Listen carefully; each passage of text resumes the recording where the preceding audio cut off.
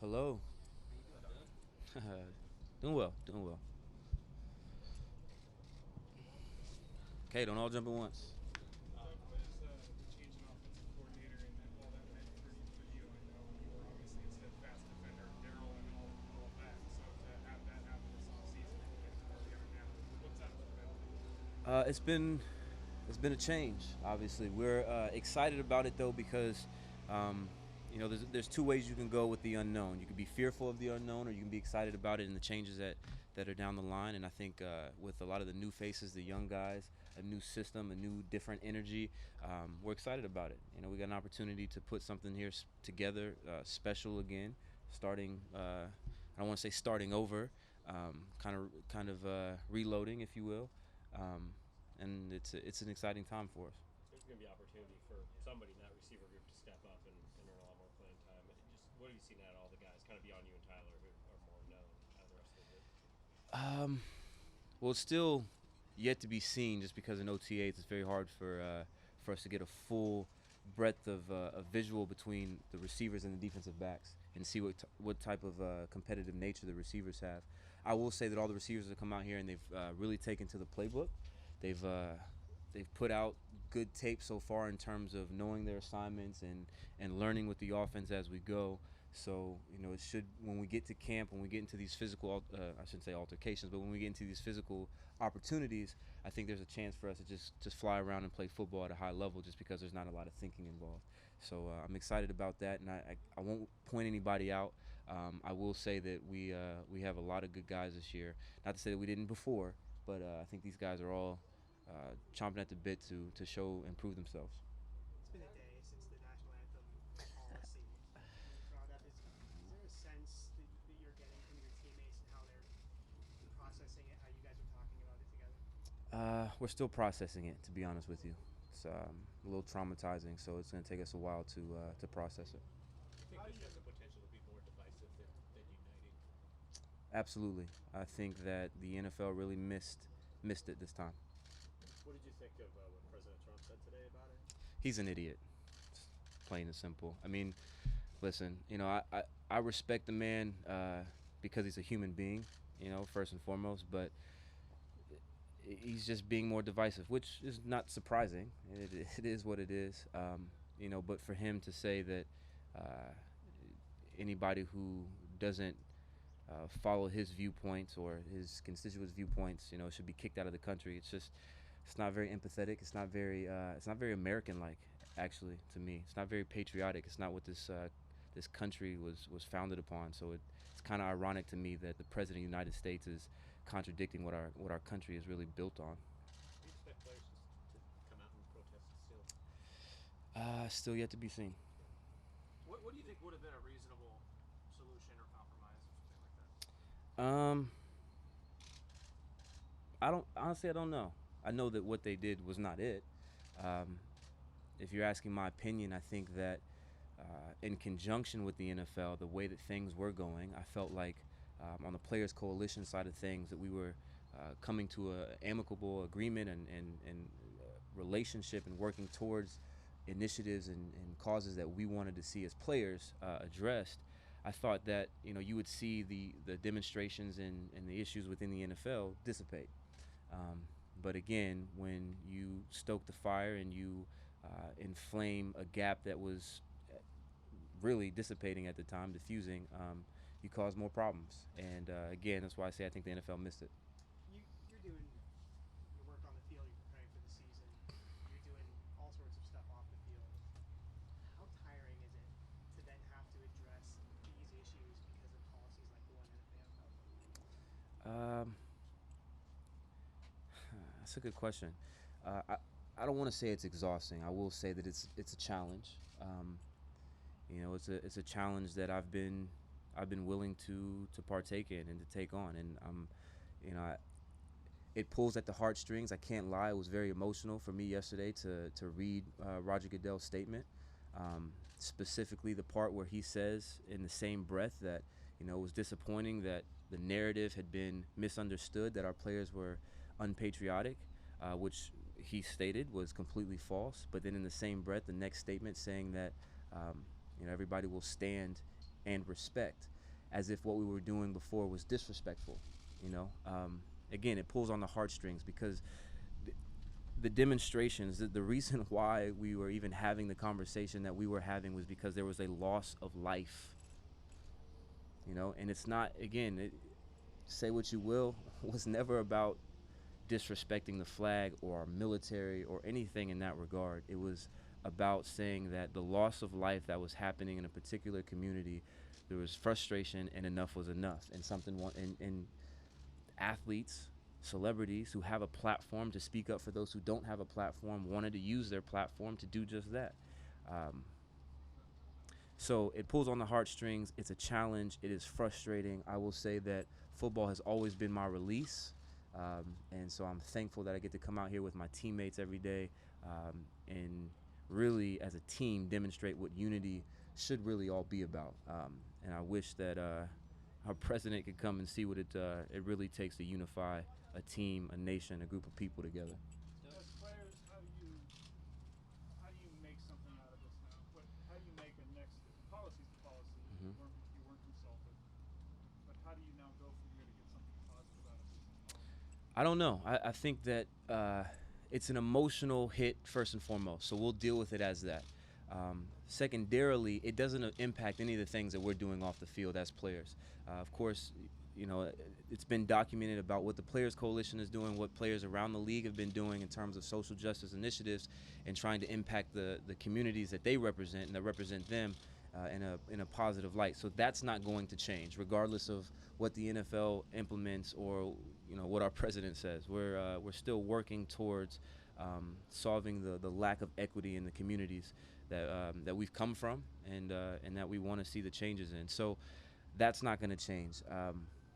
And to answer your question further, I don't know what's going to come of it. I think that there's conversations being had around the league right now, just in terms of how we're all handling and putting into place our thoughts on this subject. Pragmatically speaking, if you just don't go out, does that defeat the aim of what you were trying to do in the first place? It does, because unlike our current policy, we're not trying to be inflammatory in regards to the national anthem or to disrespecting our flag. Again, this is all about trying to recognize that there are issues in our community where there has been loss of life at the hands of people who there's a loss of life. I shouldn't have to qualify it, right? There's been loss of life. And so, as players, I think we're more cognitively aware that we're not trying to be inflammatory towards our country and patriotism. But of course, paid patriotism is not patriotism. It's not the definition. So again, we'll have conversations, and I don't. It's still yet to be seen. The NBA has a similar policy where you can go out there and organize protests. No one's really criticized them. Have they gotten a free pass, or is it different because people weren't protesting in the first place? I think it's different just because it started with the NFL, and the NBA has a different way of doing things. Honestly, I haven't really paid much attention to the NBA and the way that they've handled it. I know that they're very active socially as well in different regards. So, I don't criticize them in that way. Did you say? Isn't it just a simple fact that this policy is the owners telling the players to shut up? Essentially, you could take it that way. I will say though, I'm extremely proud of some of the owners.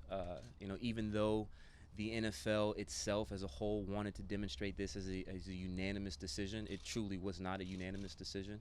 As you saw, Jed York was the one who abstained. The CEO of the Jets said that he would be paying for any players' fines that occurred from the season. So obviously, there's more to be said about that as far as what the owners think and how they feel. But as it stands, we have this policy. Did you say that it was your sense that there were players who, before this, were going to move on and not demonstrate, but now because of the policy, you feel like they might? Well, I just think, again, it's inflamed this whole situation where we as players thought that it was calming down. Again, with the conversations we've had as a players coalition with the NFL, the communications back and forth with the league office, with Roger Goodell, with Troy Vincent, I thought that we were on a good track. And again, saying that we would be coming to an amicable relationship in this, and working towards the things that we wanted to see. And I felt personally that in doing so, you would see the demonstrations subside, and this conversation subside as it pertains to the NFL. However, with this policy, with the inflammatory statement that Roger Goodell put out yesterday, again, you open the door for response. And again, to my point earlier, I think they missed it on that. Have you, or do you expect to have conversations with ownership about your stance on it? I would like to have a conversation with ownership in this regard, but unfortunately, from what I understand, ownership did not discuss this policy with players. And I'm telling them right now, I would love to have a conversation with them. It is how many of the people who are on the forefront of this topic, who have been doing the groundwork, who have been studying and researching, how many of those people did they talk to? And really being empathetic. And truly, it goes back to my point, which I know all of you read my statements yesterday in the radio interview. The NFL really, I don't think they really did care. I think it was just more so about their bottom line and getting the fans that were pushing for this to appease them.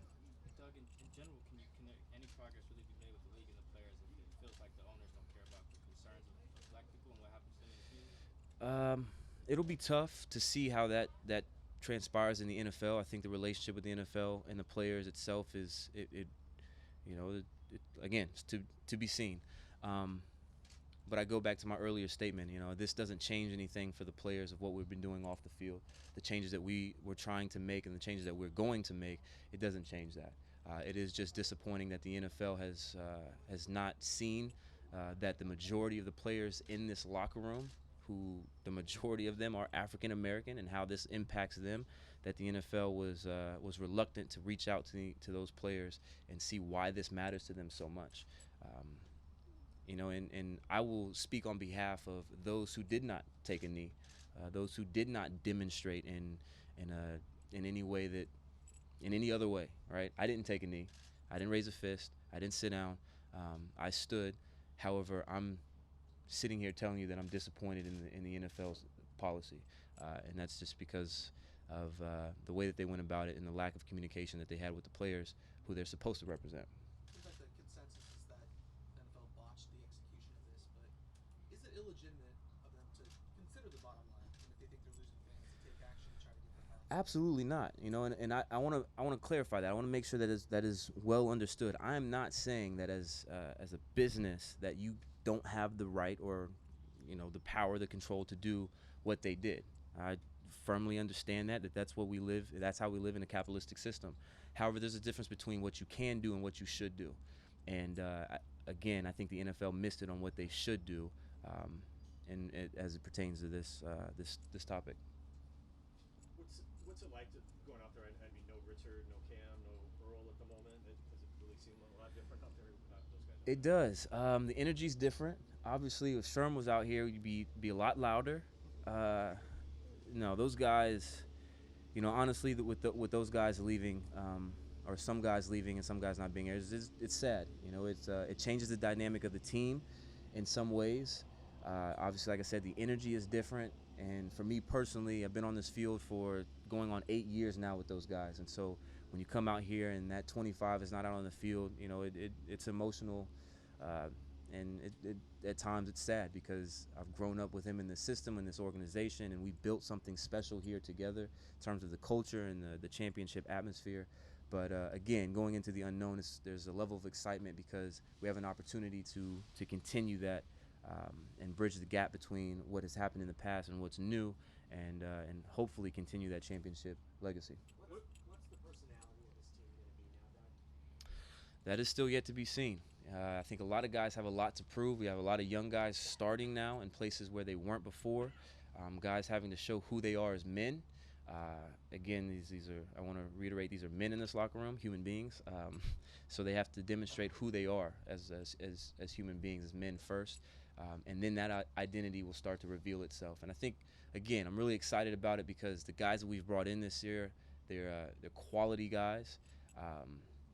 They're really passionate about the game of football and showing and demonstrating that they're out here for the team. And so I think that whatever identity we do land on is going to be very, very unique, but very special at the same time. When a young I guess the receiver, same thing. sorry, when a young receiver takes a jump, whether it's first year, second year, third year, why does that typically happen?